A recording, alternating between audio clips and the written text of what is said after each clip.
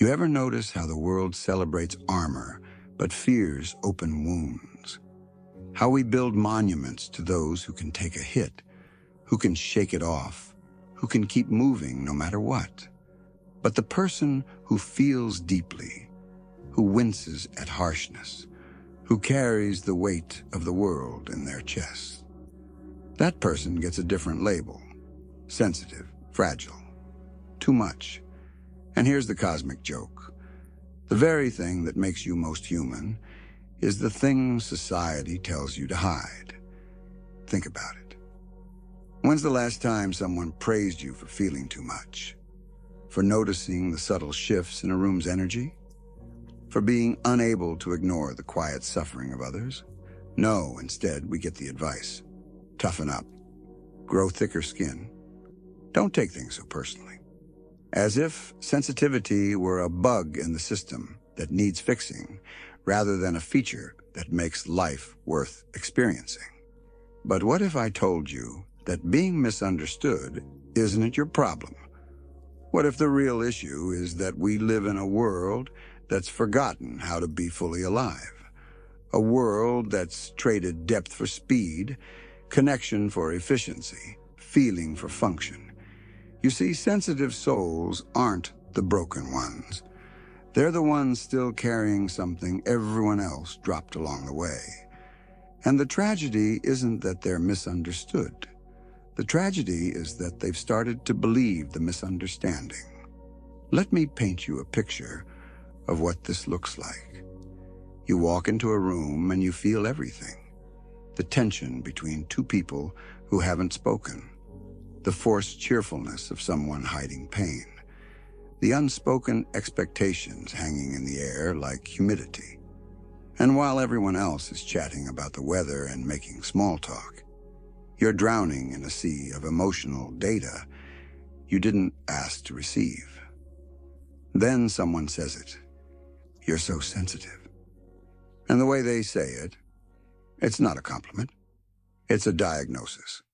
It's an explanation for why you don't quite fit. Why you're exhausting to be around. Why you can't just relax and go with the flow. And you know what's worse? You start to believe them. You start to think there's something fundamentally wrong with the way you're wired. You become the person apologizing for your own nervous system. Sorry, I'm so emotional. Sorry, I need time to process. Sorry, I can't just brush this off like everyone else seems to. But here's what nobody tells you about living in a world that doesn't understand sensitivity. It's not just lonely.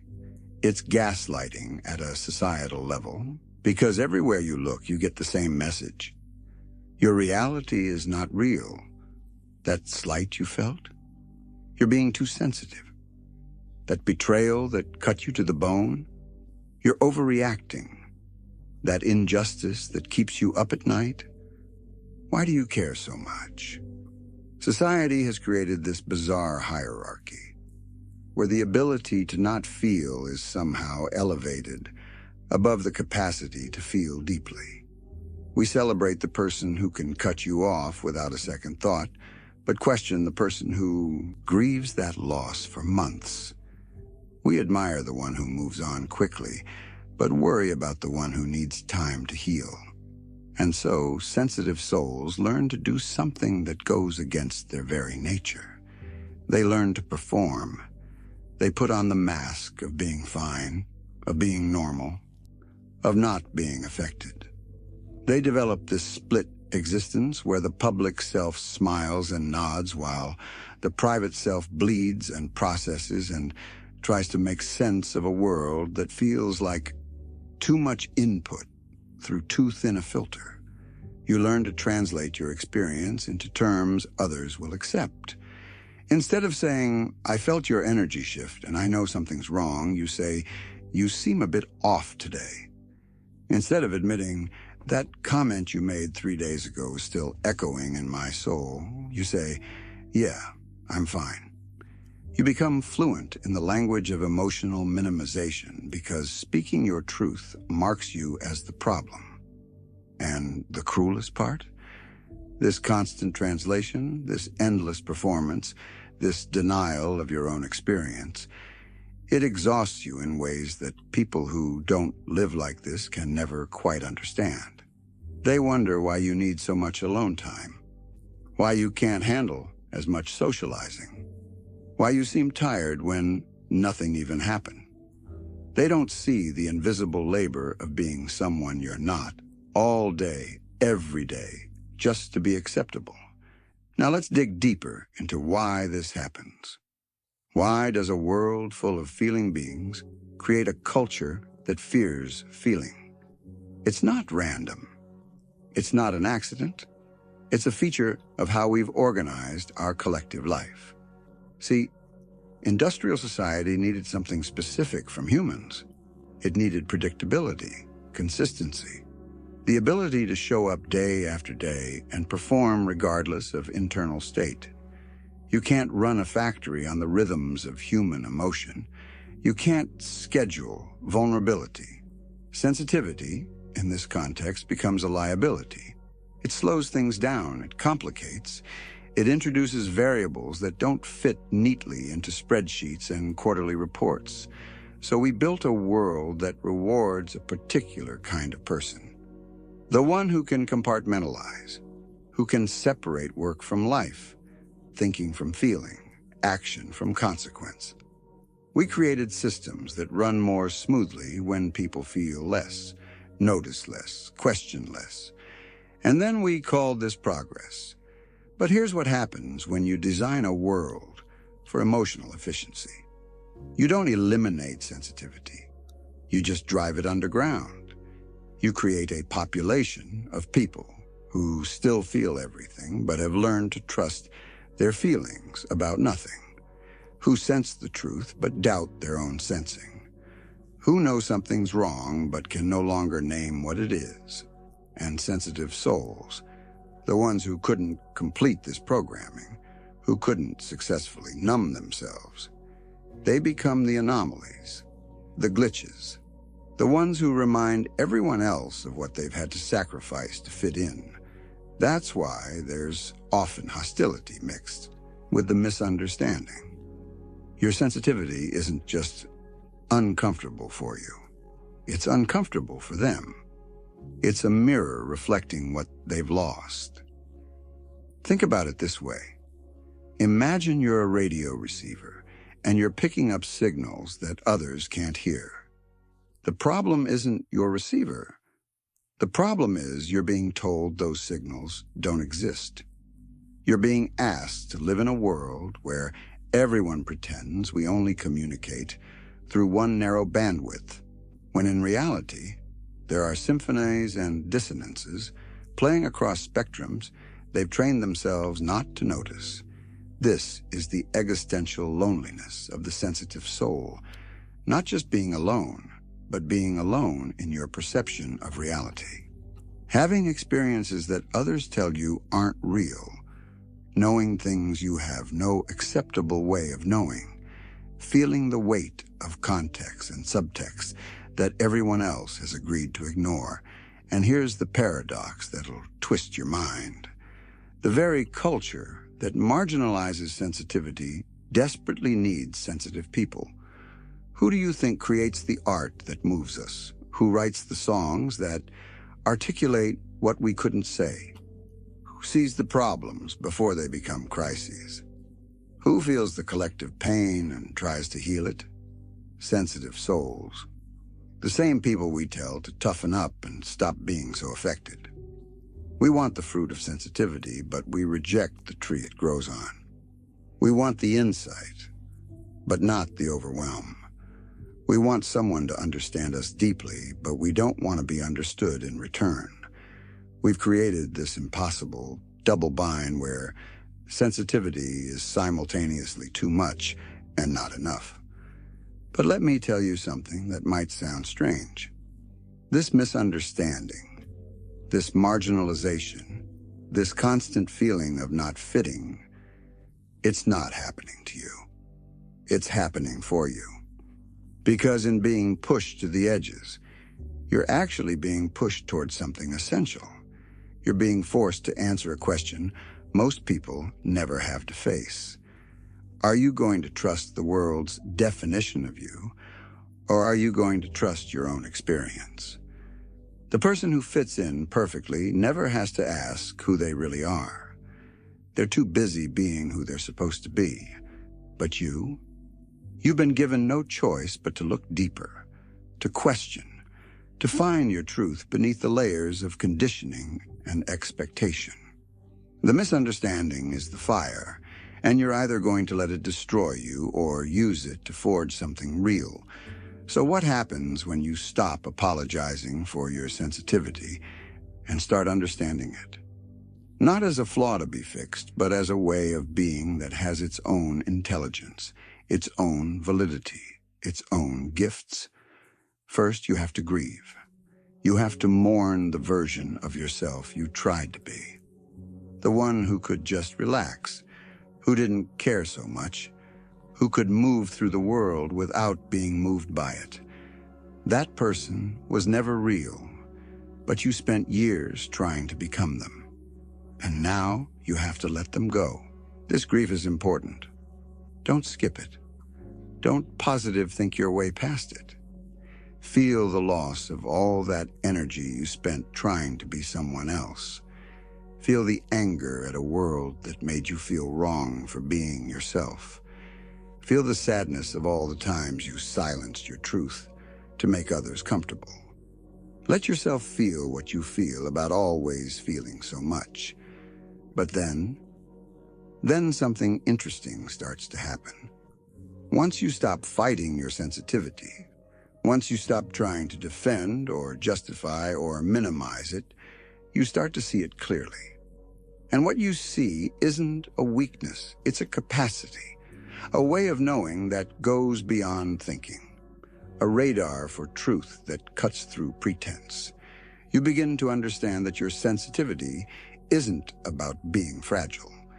It's about being permeable, like a membrane that allows exchange, that lets life move through you rather than bouncing off a hardened surface.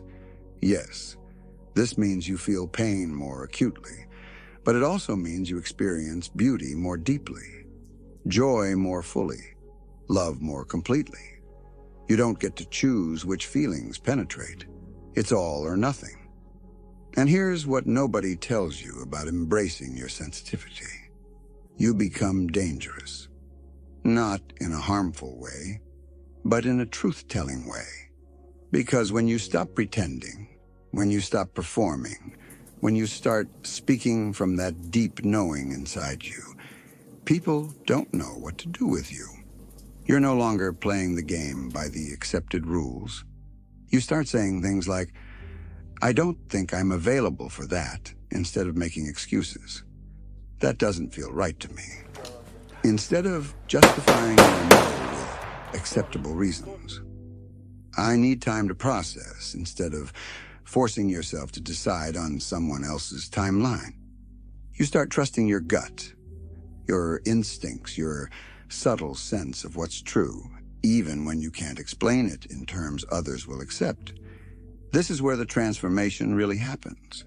Not in becoming less sensitive, but in becoming unapologetic about your sensitivity.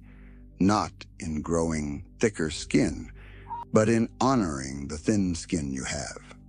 Not in learning to fit in, but in creating a life that fits you. You realize that the loneliness of being misunderstood is actually preferable to the loneliness of misunderstanding yourself.